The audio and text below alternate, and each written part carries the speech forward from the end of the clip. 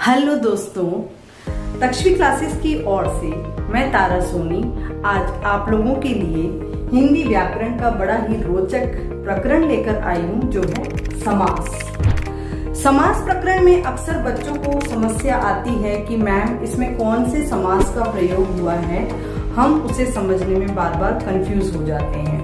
तो यदि हम इसे ट्रिक से समझ लेते हैं या यदि हम इसे अपनी सरल भाषा में समझ लेते हैं तो इस टॉपिक को करना हमारे लिए बहुत ही आसान हो जाता है। तो सबसे पहले हम एक एग्जाम्पल लेते हैं और इसका शाब्दिक अर्थ समझते हैं कि समास का शाब्दिक अर्थ क्या है। समास का शाब्दिक अर्थ होता है संक्षिप्तीकरण करना या छोटा करना।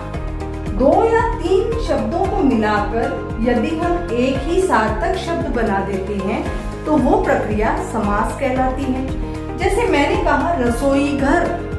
अब रसोई घर का यदि सामासिक विग्रह में करती हूँ तो होता है रसोई के लिए घर। किंतु यदि वाक्य में हम बोले कि माँ रसोई के लिए घर में खाना पका रही है तो हिंदी भाषा की दृष्टि से ये अशुद्ध माना जाता है।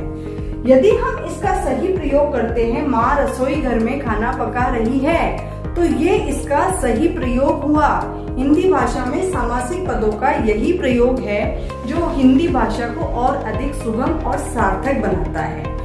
तो यदि हम इसकी परिभाषा को सरल ढंग से समझने का प्रयास करें तो मैं आप लोगों के लिए फिर से गाने की ही ट्रिक लेकर आई हूँ ताकि आप इस परिभाषा को कभी ना भूल पाए। तो शुरू करते हैं बच्चों। आप इस परिभाषा को इस तरह से याद कर सकते हैं।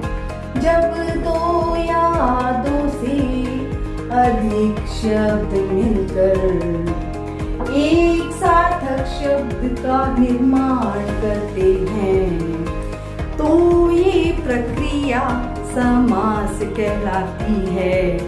तो ये प्रक्रिया समास कहलाती है।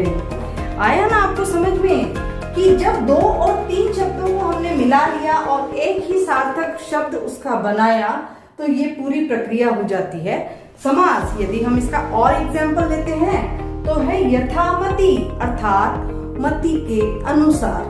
ठीक है, तो अब ये आपको समझ में आ गया होगा कि समास का प्रयोग हम क्यों करते हैं और इसकी परिभाषा को हम कैसे याद करेंगे।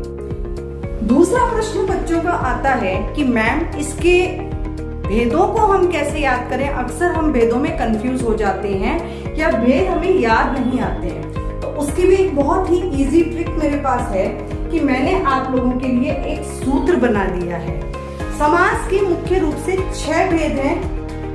6 भेदों को मैंने एक सूत्र के माध्यम से समझाने का प्रयास किया है और ये सूत्र है अ त क दम द्विब। अ त क दम द्विब। अब आप में से कुछ बच्चे मुझसे प्रश्न कर सकते हैं कि मैम ये क्या सूत्र हुआ।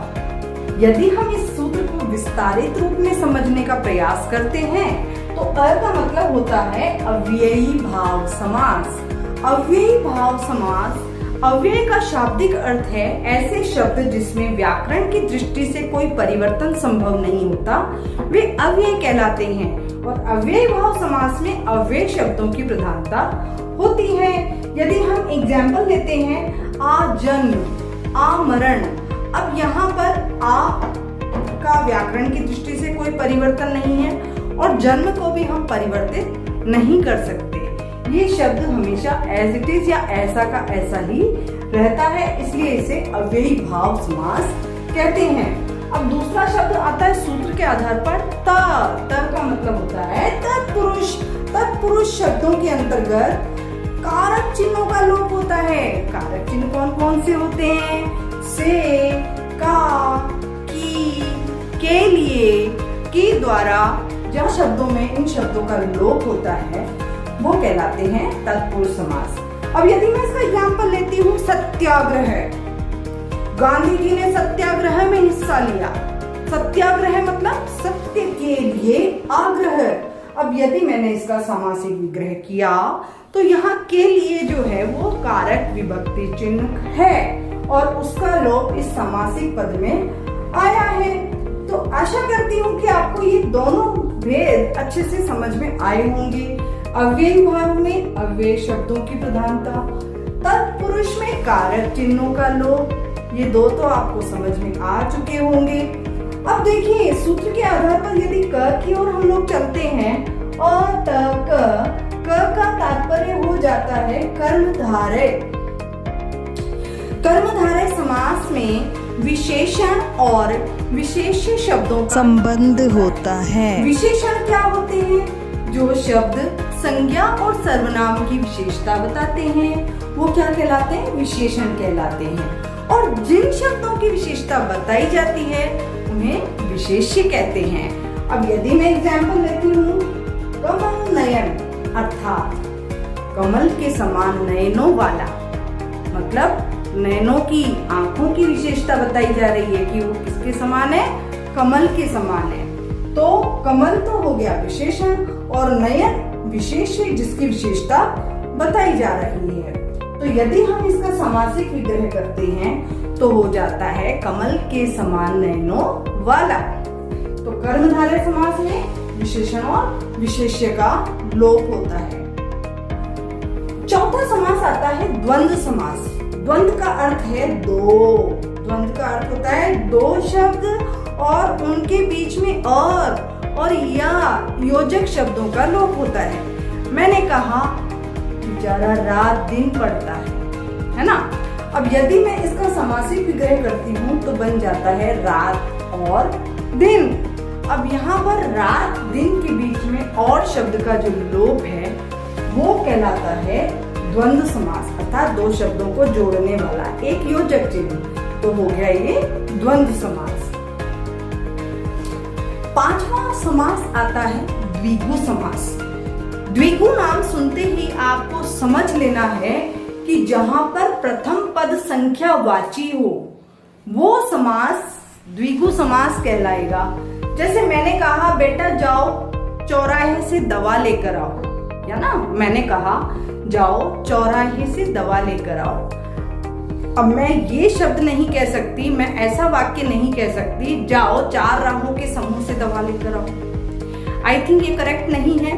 तो चौराहा अर्थात चौ का मतलब चार, राहों का समूह, चार राहों का समूह क्या कहलाता है? चौराहा। क्या कहलाता है? चौराहा। तो यहाँ पर जहां पर द्विगु समास में प्रथम पद संख्यावाची होता है वो कहलाता है द्विगु समास। और इसका एक एग्जाम्पल आप अच्छे से ध्यान से समझ लें। चौराहा, त्रिभुज, त्रिफला, इस तरह के शब्दों को हम लोग द्विगु समास के अंतर्गत पढ़ते हैं। तो अब आते हैं अंतिम समास की ओर जो है बहुव्रीहि समास। और बहुव्रीहि समास का जो प्रयोग है वो सामान्य अर्थ नहीं बताकर सीधा तीसरे अर्थ की ओर संकेत करता है। यदि मैं कहूँ पीतांबर अर्थात जिसने पीले वस्त्रों को धारण किया है, मतलब श्री कृष्ण की ओर मैं संकेत कर रही हूँ, किंतु पीतांबर शब्द से उसका तीसरा अर्थ हम समझ सकते हैं। इसी कारण ये कहलाता है बहुव्रीहि समास।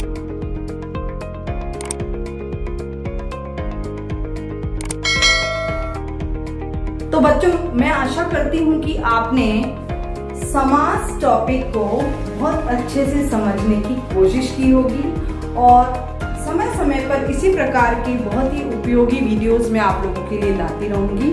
तो सबसे पहले यदि आपको मेरा वीडियो पसंद आ रहा है तो आप इसे लाइक और शेयर जरूर करें और मेरे चैनल को सब्सक्राइब जरूर करें। Okay, thank you so much.